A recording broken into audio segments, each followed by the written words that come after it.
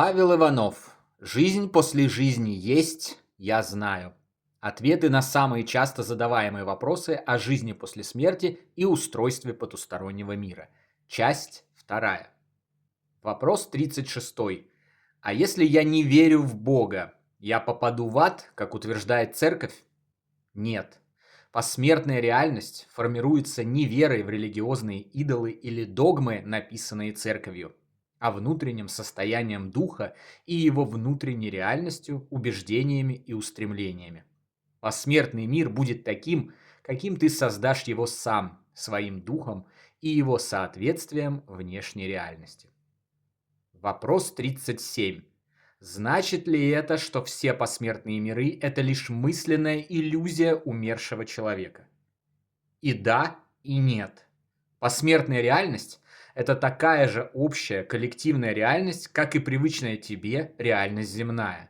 Внутреннее состояние духа является чем-то вроде магнита, который притягивает дух на конкретный план существования и в конкретное загробное общество. Личная же реальность духа, существующая внутри коллективной реальности, остается полностью в его власти. Точно так же, как и на Земле, в самых худших местах одни люди живут счастливо, несмотря ни на что, а другие в самых благополучных точках планеты, имея все возможности, не прекращают роптать, страдать и жаловаться на ужасную жизнь. Это яркий пример существования личной и коллективной реальностей и их несоответствия друг другу. В посмертном мире личная реальность всегда соответствует коллективной. Таким образом и строятся общие миры, заселяются подобными друг другу по уровню развития духами и организуется мера благополучия в этих мирах, а также отсутствует пересечение духов разных уровней. Вопрос 38. Я боюсь умирать. Это может привести меня в не самые лучшие посмертные реальности. Что мне делать? Не надо бояться. Миллиарды людей за все время существования нашей цивилизации умерли. Все они прекрасно справились с этим неизбежным и абсолютно естественным этапом жизни. И ты тоже справишься. Все будет хорошо. Смерть – это такой же естественный и обычный процесс, как и сон. Ты же не боишься засыпать каждую ночь. Вот и смерти не надо бояться. Это не враг тебе, а дверь к новым знаниям, открытиям, приключениям, перспективам, росту, развитию и встрече с теми, кого ты любил и, как думал ранее, потерял. Вопрос 39. Откуда уверенность, что мы встретимся с умершими любимыми? Что, если этого не случится? Лично меня больше интересует, откуда эти бесконечные сомнения в том, что ты чего-то можешь, в том, что заслуживаешь лучшего, и в том, что оно непременно с тобой произойдет. Любовь – это та энергия, тот магнит, который связывает любящие друг друга души сквозь любые пространства, миры, измерения и формы бытия. Ничто не способно помешать этому магниту соединить тебя с теми, с кем у тебя есть взаимная и искренняя любовь. К чему сомнения? Вы же уже как-то встретились в здешнем мире, несмотря на любые препятствия, расстояния и различия. Неужели ты думаешь, что в духовном мире, где все определяет мысль, это будет сделать сложнее, чем на Земле? Вопрос 40. Может ли кто-нибудь захватить душу в момент смерти тела и не дать ей отправиться в потусторонний мир? Только сам носитель духа. Запомни одно простое правило, работающее во всех мирах, на всех отрезках твоего существования, физических или духовных. Только ты сам определяешь свою судьбу, свое будущее и все, что с тобою происходит. Вопрос 41. Говорят, демоны могут помешать душе уйти в рай. Правда ли это? Не могут. Если твой дух соответствует раю, то никто не может помешать ему туда тебе уйти. А вот если он соответствует аду, то и место твое рядом с этими демонами. Но не они являются тому причиной, а ты сам. В твоих же руках всегда и без исключений и изменения этого незавидного положения. Вопрос 42. А как же магниты для душ, про которые пишут в книгах, которые могут пленить вышедшую из тела душу и не дать ей пойти дальше? Это все выдумки и бредни. Вопрос 43. Что за многомерный фильм о прошедшей жизни, который смотрит дух, покидая тело, и о котором все говорят?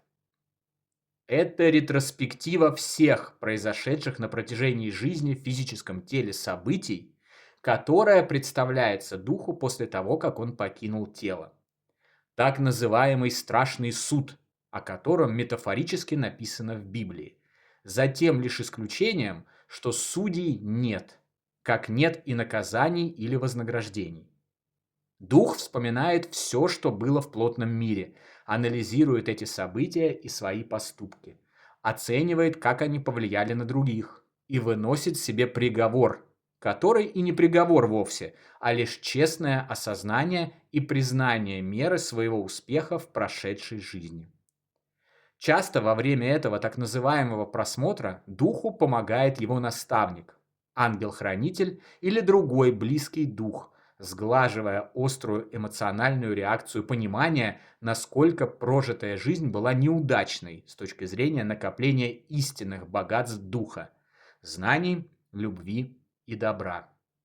Данная работа делается для того, чтобы разочарованного собой и своими достижениями духа в результате такой реакции не занесло в неблагополучные миры, откуда его затем придется с большим трудом эвакуировать. Контроль мыслей, эмоций и невозмутимость – это важнейшие умения духа, которые нужно развивать еще в физической жизни. Именно они помогают умело управляться с данным всем нам инструментом творения реальности вокруг себя. Вопрос 44. Если у духа остались незавершенные дела на Земле, будет ли он привязан к физическому миру, пока не завершит их? Это зависит только от самого духа, его желаний, склонностей, уровня развития и устремлений. Всегда помни, что каждая история индивидуальна, уникальна и неповторима. Общих сценариев для всех сразу случаев и всех сразу людей не существует. Вопрос 45. Призраки, являющиеся на могилах. Кто они? Это несчастные духи, не получившие за время физической жизни знаний о естественных процессах мироустройства, о природе биологической смерти, не осознающие сути произошедшей с ними после смерти тела перемены. Они сбиты с толку и не понимают, что их тел уже нет. Перед ними открыты все возможные пути для дальнейшего развития, и никто не удерживает их от начала движения по этим путям, кроме них самих. Вопрос 46. Может ли призрак отвязаться от Земли? Всегда и во всех случаях такая возможность у него есть, как есть она у любого другого духа или живущего человека. Все, что нужно, чтобы ее реализовать, захотеть этого, осознать истинные ценности устройства Вселенной и отправиться к свету. Вопрос 47.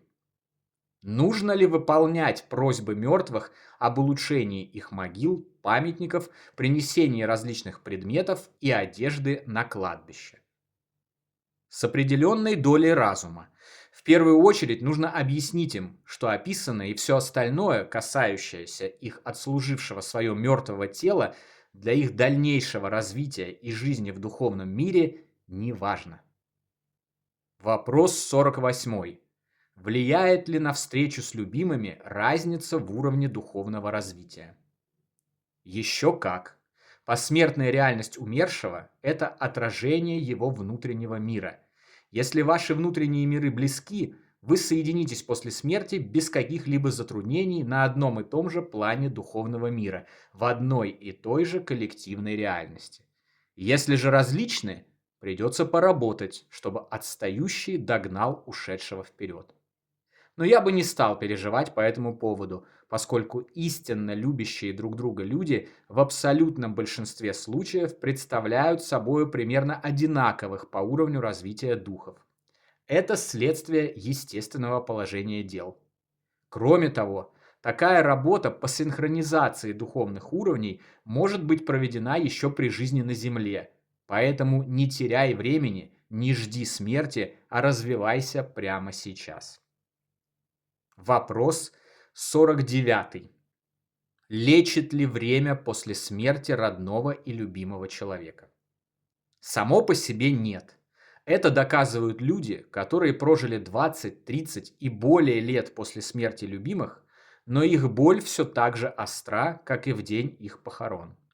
Действительно эффективным лекарством от горя является деятельное употребление движущегося в плотном мире времени на получение знаний об истинном мироустройстве. Добрые дела в отношении других живущих, реализация данных от рождения талантов, достижение определенных на воплощение целей, задач и предназначений.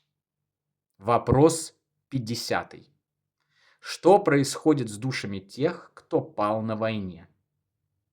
Еще раз повторяю, нет единых матриц на все случаи жизни.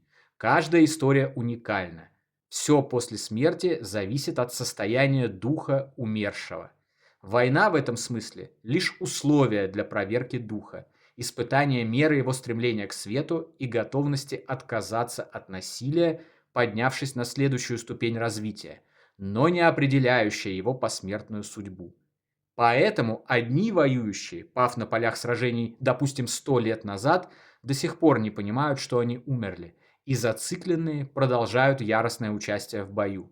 А другие сразу же после гибели на поле боя, что называется, поднялись в рай и уже давно забыли о том, каким образом завершилось их земное воплощение.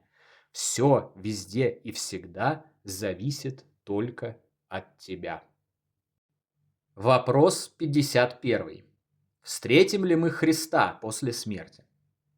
Смотря о каком Христе идет речь. Есть истинный дух Иисуса Христа, жившего 2000 лет назад и умершего на кресте.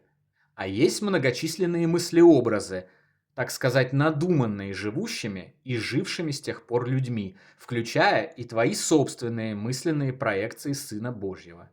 Такие мыслеобразы, как и настоящие духи, живут в потустороннем мире и на первый взгляд ничем не отличаются от настоящих. Многие из них даже более настоящие, чем реальные живые люди, если порождены высокоразвитым сознанием. Встретить мыслеобраз никаких проблем нет. В любой момент и по твоему желанию. Истинного же Христа встретить едва ли возможно, по крайней мере сделать это легко, поскольку он, как и любая другая популярная личность, не может уделить время всем желающим встретиться с ним, даже несмотря на имеющиеся у него возможности и суперспособности. Да и зачем тебе такая встреча? Многие грезят персональной встречей с Богом, с Арнольдом Шварценеггером, Владимиром Путиным или Брюсом Уиллисом. Но это обычный пример некорректного мышления и настроек духовных приоритетов.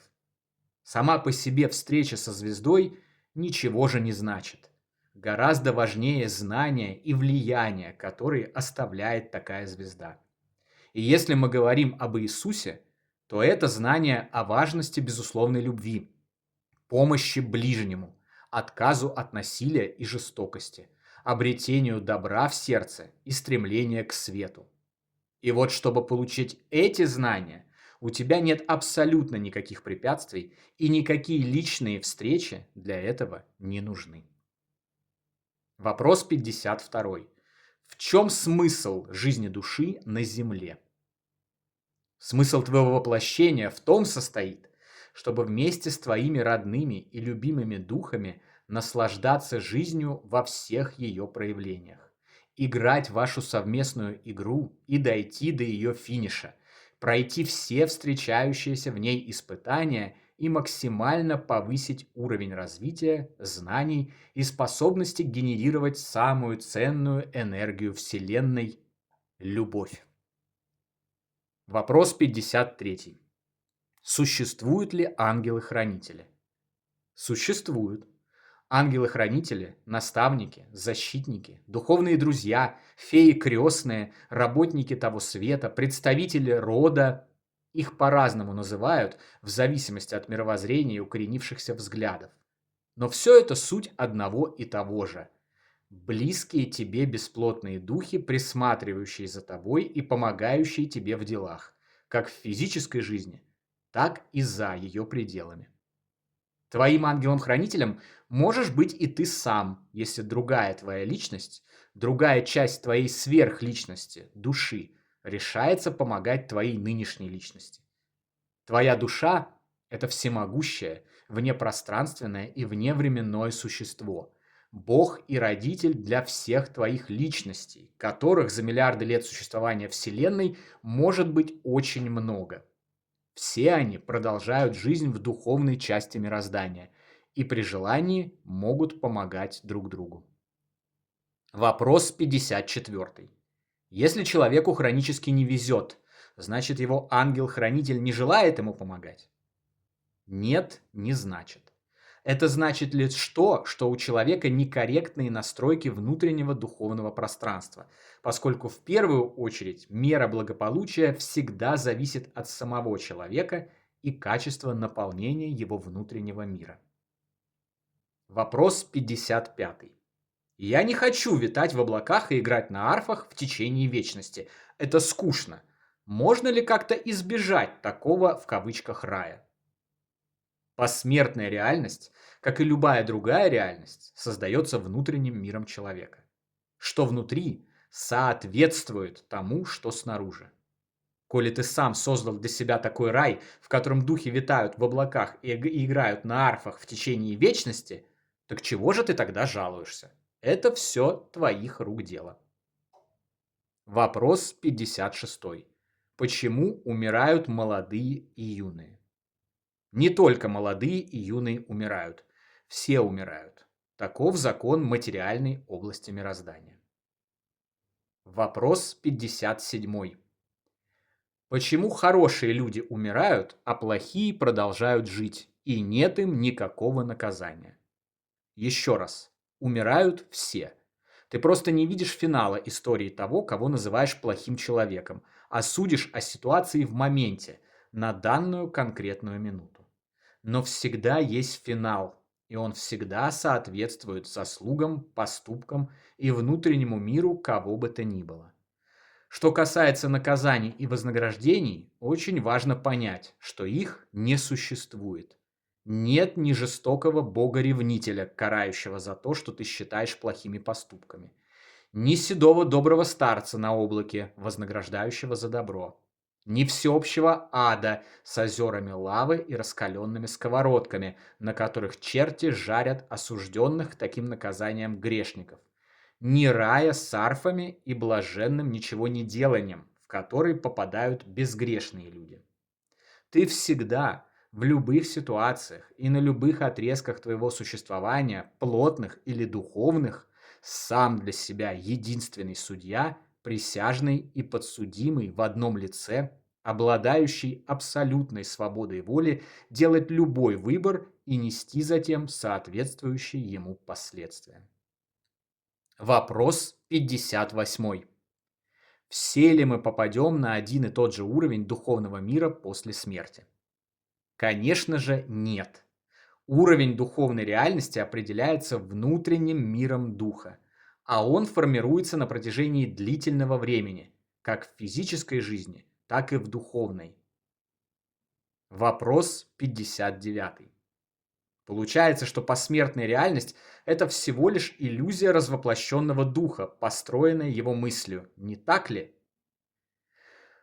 Ох уж мне эти твои попытки все загнать под одну грань и одну категорию. Нет, конечно же, так не получается. Такое может быть, а может и не быть, в зависимости от корректности настроек внутреннего мира человека. На том свете все определяет мысль. Материя потустороннего мира очень пластична и моментально подстраивается под носителя сознания. Мысль на том свете мгновенно строит реальность и все в ней существующее. Но, как и в любом мире, Существует личная реальность духа и общая коллективная реальность, в которой живут, взаимодействуют друг с другом все остальные, собравшиеся в ней по принципу «подобное притягивает подобное». Поэтому на том свете огромное количество миров и мирков. Они могут быть личными, могут быть коллективными, могут быть смешанными, закрытыми и открытыми, благополучными и ужасными. Все в зависимости от того, кто их строит и населяет. Но норма – это жизнь в благополучном коллективном загробном мире в результате создания внутри себя нормального же духовного внутреннего мира, очищенного от страхов, ненависти, агрессии и злобы, исполненного любви, добра и света. Вопрос 60. Я очень боюсь, что мой умерший близкий не дождется меня на том свете или нас раскидает по разным его уровням. Что мне делать? Прежде всего, не бояться. Потому что именно так все и произойдет, если страх будет властвовать над тобой и создавать для тебя реальность, соответствующую твоим мыслям. Очищение от страхов является одной из важнейших задач пребывания в мире плотной материи. Никогда не забывай, ты могущественное духовное существо, способное на все. Вот из этого и исходи. Для тебя не существует преград и препятствий в исполнении любых твоих желаний. Все всегда в твоих руках. И если ты действительно хочешь встретиться с любимым человеком в будущем, ты с ним обязательно встретишься. И этому не помешают никакие воплощения, никакие разные духовные уровни и никакая так любимая различными эзотериками и называющими себя духовными гурами необходимость отрабатывать карму. Так не сомневайся в себе и не создавай своими же руками неблагополучные реальности и исходы событий. Строй для себя самое лучшее и самое прекрасное. Ведь это именно то, чего ты заслуживаешь, и то, что для тебя желают твои родные, любимые, ангелы-хранители и сам Господь Бог. Вопрос 61. Влияет ли вид смерти и ее обстоятельства на загробную жизнь? В целом, да. В зависимости от того, как человек умер, насильственно или нет, в молодом возрасте или в преклонном, ждал он смерти или нет, знал ли о продолжении жизни после завершения земного пути или нет и так далее, могут зависеть и начальные настройки его дальнейшего существования. Но опять же повторюсь, главный инструмент, определяющий для человека его реальность, это всегда он сам, его мысль и его внутренний духовный мир. Поэтому, например, умерев от пули и не сообразив, что произошло, можно поначалу оказаться в не самой благополучной духовной области. Но если дух твой силен, развит и осведомлен о продолжении жизни после гибели его бывшего тела, он обязательно сориентируется и быстро покинет такую область, призвав на помощь друзей, родных и силы света. Вопрос 62. Связаны ли болезни и дух? Конечно, связаны самым непосредственным образом. Любая болезнь физического тела сначала возникает в психической части человека и лишь затем распространяется на его «плотный» в кавычках скафандр. Вопрос 63. Почему во время клинической смерти кто-то видит Иисуса, кто-то Аллаха, кто-то Будду, а кто-то существо света? Не значит ли это, что все это галлюцинации, являющиеся результатом убеждений человека? Это просто интерпретации того, что человек видит, в зависимости от его укоренившихся на протяжении жизни убеждений и следствие отображения такой внешней реальности, которая соответствует его внутреннему миру. Вместе с тем, корреляции между убеждениями, верой, религиозными взглядами и прочими мысленными установками умирающего с тем, что он видит за гранью, нет. Не менее распространены случаи, когда истово верующий в Иисуса на том свете видит обычного человека в джинсах, пришедшего его встречать. А убежденный атеист встречает того, кто представляется ему ангелом с крыльями. Это и является доказательством того, что видения во время клинической смерти не являются галлюцинациями, а представляют собой общечеловеческий, трансцендентный опыт, доказывающий жизнь после жизни и приоткрывающий завесу над тем, что ждет нас по завершении земного пути. Вопрос 64. Правда ли, что на том свете воссоединяются только венчанные и крещенные супруги? Нет, это ложь. Соединение любящих сердец всегда определяется только и исключительно мерой любви и ее чистотой в любых мирах, пространствах и измерениях. И если вы искренне любите друг друга, это является необходимым, достаточным и исчерпывающим условием для соединения, как в физической жизни, так и после смерти. Любовь — это незримая нить, соединяющая тебя с близкими тебе духами и неизменно приводящая вас навстречу друг с другом, независимо от того, где и когда вы в данный момент живете, пребываете ли в плотных телах или в духовной форме. Если вы любите, вы будете вместе, и никто, ничто и никогда не сможет вам в этом помешать. Вопрос 65. Зачем духу плотное тело, если он может жить, учиться и развиваться в духовном мире? В духовном мире каждый дух существует в области, соответствующей его уровню развития, окруженный такими же, как он. Миры духов формируются по принципу «подобное притягивает подобное» и подобным же сотворяется. Соответственно, обучение и развитие в таких условиях затруднено и ограничено. Для реального роста требуется спуск в материальный мир, в котором духи разных уровней перемешаны и могут становиться учителями друг для друга, транслируя друг другу опыт и знания. По сути, вся жизнь в плотном мире и плотном же теле — это один большой резервуар с опытом для духовного прогресса, разбитый на множество мелких. Таковыми же резервуарами опыта выступают и до бесконечного разнообразные события плотного мира, через которые дух проходит с той или иной мерой успеха, понемногу эволюционируя и научаясь принципам любви и добра, на которых базируется Вселенная. Вопрос 66. Почему некоторые видят странные явления у постели умирающих, а другие не видят? У тех, кто их видит, чуть более развиты медиумические каналы связи с потусторонним миром. И в момент перехода человека от биологической жизни к духовной, они и наблюдают проявления, сопутствующие этому процессу. Вопрос 67. Некоторые рассказывают о разделенных околосмертных переживаниях, которые испытали, когда провожали в последний путь своих родных. Это правда? Да, это абсолютная правда. Разделенные ОСП, как и обычные ОСП, происходят по всему миру, независимо ни от каких различающих людей факторов.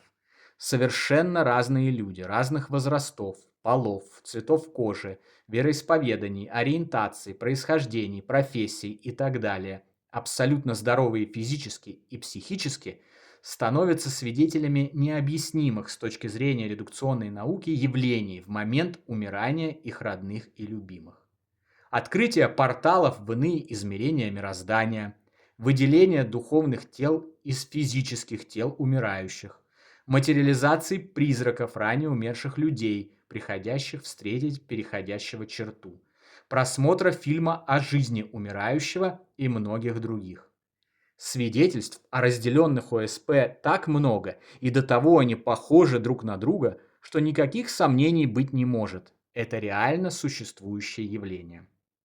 Чем ближе тебе умирающий человек, чем больше и чище ты его любишь, тем более высока вероятность, что в момент его ухода из земной жизни ты телепатически считаешь его сознание и подглядишь за тем, что с ним происходит. Такие подсматривания и называются разделенными околосмертными переживаниями или сокращенно ОСП. Вопрос 68. Кто такие медиумы и каким образом они связываются с мертвыми? Медиум — это просто термин. Слово человеческого языка, обозначающее носителя развитой сверхчувственной способности воспринимать проявления потустороннего мира, становиться посредником между миром так называемых мертвых и миром живых, видеть, слышать, ощущать послания усопших и их самих, и или организовывать такие условия для других людей. Стереотипный образ медиума, укоренившийся в сознании масс, это Ода Мэй Браун из фильма «Привидение». Но это лишь образ. На самом деле медиумом, и не подозревая об этом, может быть твоя мама, твой дед, твой лучший друг, и даже ты сам можешь им быть. Медиумизм свойственен всем живущим в той или иной степени. Это обычная для всех способность психики. Чуть более развитая, чем в среднем по планете, степень медиумизма позволяет связываться с усопшими, видеть или осуществлять их материализации. Менее развитая или находящаяся в зачаточном состоянии просто дремлет и не используется. Или используется спонтанно, как это бывает, например, когда ты, проснувшись, видишь в комнате темную фигуру, растворяющуюся в следующие несколько секунд. Медиумизм, как и любую другую способность, можно развивать и взращивать. Сам механизм этой связи до конца не изучен и непонятен, но базируется он, безусловно, на принципах телепатической передачи мысли на расстоянии, свойственных всем существующим сознаниям. Носители медиумизма умеют воспринимать и визуализировать эти передачи управляемым способом. Вопрос 69. Почему среди медиумов и экстрасенсов так много мошенников? Разве это не говорит о том, что на самом деле никакого потустороннего мира не существует? А разве сантехник, не способный устранить засор твоего унитаза, является доказательством того, что сантехников вообще не существует? Или наличие огромного количества адвокатов, обещающих выиграть твое дело, берущих деньги, но все равно проигрывающих, говорит о том, что не существует нормальных и честных адвокатов? А мастер по ремонту холодильника, выманивающий из тебя дополнительные 5000 рублей за деталь, которая стоит 200 и снова сломается на завтрашний день, разве указывает на то, что рынка ремонта техники в принципе нет? Мошенники и обманщики повсюду. Они окружают нас каждый день, куда бы мы ни пошли. Но почему-то только когда мы сталкиваемся с медиумом-мошенником, мы поддаемся утверждениям, что это абсолютно доказывает несуществование ничего из того, что они представляют. Развитый медиумизм, позволяющий связываться с потусторонним миром, это довольно редкая способность. Редкая, но все же распространенная. Как и любая другая способность, она требует умелого с ней обращения и работы. Кто умеет работать с ней, тот и есть настоящий медиум. И таких довольно много, несмотря на существование и огромного количества тех, кто ничего не умеет, а также мошенников и шарлатанов, лишь прикидывающихся медиумами с целью вытянуть из доверчивых и нуждающихся в помощи людей побольше денег. И все равно это никак не доказывает, что жизни после жизни и потустороннего мира не существует. Есть гении, существующие вообще в единственном числе и умеющие делать свое дело так, как не умеет больше никто другой. Вот возьми, например, Чайковского. Он вообще один, кто мог писать такую прекрасную, уникальную, глубокую и возвышенную музыку. Но ты же не отрицаешь существование музыки только потому, что никто больше не умеет так, как Чайковский. То-то же. Вопрос 70. Так как же тогда найти настоящего медиума?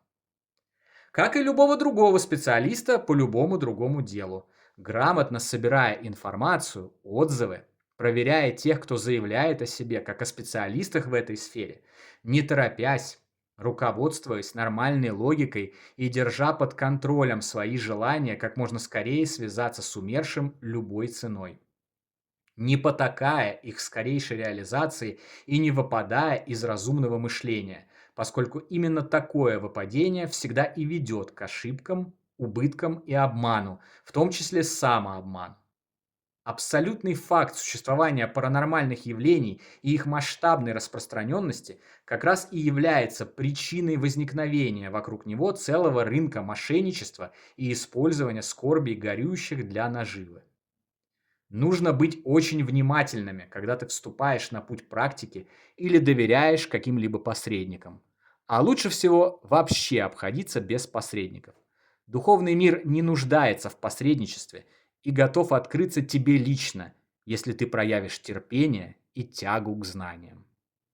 Если все же тебе проще прибегнуть к услугам специалистов, нежели заниматься всем самостоятельно, ниже следующая обязательная проверка поможет тебе избежать обмана. Пункт первый. Придумай 3 вопроса, ответы на которые может знать только твой усопший близкий человек и никто другой. Пункт второй. До каких-либо обсуждений и тем более коммерческих вопросов попроси предполагаемого медиума получить у якобы вышедшего на связь с ним духа твоего близкого человека ответы на них. Пункт третий. Никому и никогда не рассказывай об этих вопросах. Не давай никаких намеков, никакой информации, не отвечай на наводящие вопросы. Пункт четвертый. Если правильные ответы на вопросы медиумом не даны, или так называемый медиум утверждает, что будет работать только по факту оплаты, заканчивай разговор и спокойно забывай об этом так называемом медиуме. Это значит, что либо он не настоящий, либо вышедшая с ним на связь личность. В любом случае тебя не устраивает ни то, ни другое. И пункт пятый. Не испытывай никаких сомнений на этот счет. Если проверка не дает однозначных результатов, значит это обман. Вопрос последний. Когда умер мой любимый человек, я умерла или я умер вместе с ним. Ничто меня больше не радует. Не хочу жить. А наложить на себя руки страшно, боюсь попасть в ад. Как приблизить смерть? Ад – это не наказание за тот или иной поступок. Это состояние твоего внутреннего мира, строящее вокруг тебя мир внешний. Поэтому неважно, как в таком подавленном состоянии психики ты уйдешь из жизни, самостоятельно наложив на себя руки или дождавшись смерти. Результат будет одним и тем же. Размещение в не самых благоприятных духовных областях Вселенной, которые также называются адом. Поэтому ничего приближать, как и мучительно дожидаться, не надо. Смерть горячо любимого существа – это такой же резервуар с опытом, как и любое другое событие в твоей жизни. Поверь, я знаю, о чем я говорю, поскольку схоронил множество своих родных, включая 2 самых любимых, без которых ранее не представлял своего существования. И видишь, я все еще здесь, наслаждаюсь жизнью во всех ее проявлениях, улыбаюсь и даже танцую. Но это не потому, что я бесчувственный или бессердечный социопат, не способный на эмоции, а потому что я осознаю истинную природу любых событий и предлагающихся ими перспектив. Смерть близкого, как такой резервуар с опытом, гораздо более масштабен и объемен, чем любой другой. Он предлагает невероятное количество знаний и перспектив к росту и прогрессу. Так получи этот опыт, проживи его до конца, используй его весь без остатка, вырасти над собой, обрети независимость и самостоятельность, опыт и знания, помогай другим, наслаждайся этими возможностями и каждым мгновением жизни, и ты достигнешь цели, с которой и был осуществлен этот нынешний спуск в материю. А любимый человек никуда от тебя не убежит. Он всегда рядом с тобой и одновременно в лучшем мире, где спокойно ждет твоего туда прибытия в назначенный час в самой высшей точке твоего духовного прогресса. Ваше воссоединение неизбежно, и оно приближается с каждой секундой твоего пребывания в земной командировке. Так стоит ли страдать, бессмысленно тратить бесценное время на мучения, закапывать свое воплощение и его перспективы в землю, если приближающийся финал этой истории все равно будет счастливым? Живи и будь счастлив. Ведь на финише этого физического отрезка твоей жизни все в любом случае будет хорошо. Спасибо за внимание, друзья. Больше информации вы можете найти в книгах цикла «Жизнь после жизни есть, я знаю» и «Онкология и душа», которые мы написали вместе с моим самым родным и близким человеком Даниилом Ивановым. Ставьте побольше лайков этому видео, чтобы алгоритмы YouTube продвигали его как можно более широко. Подписывайтесь на наши каналы и группы в мессенджерах, а также поддерживайте наш канал донатом. Он существует только благодаря вашей поддержке. Огромное вам заранее спасибо. С уважением и любовью, всегда ваш Павел Иванов. Друзья, наш проект работает и развивается только благодаря вашей поддержке. Пожалуйста, рассмотрите возможность сделать для нас доброе дело и поддержать работу проекта донатом одним из способов, указанных в описании видео. Спасибо вам огромное за поддержку.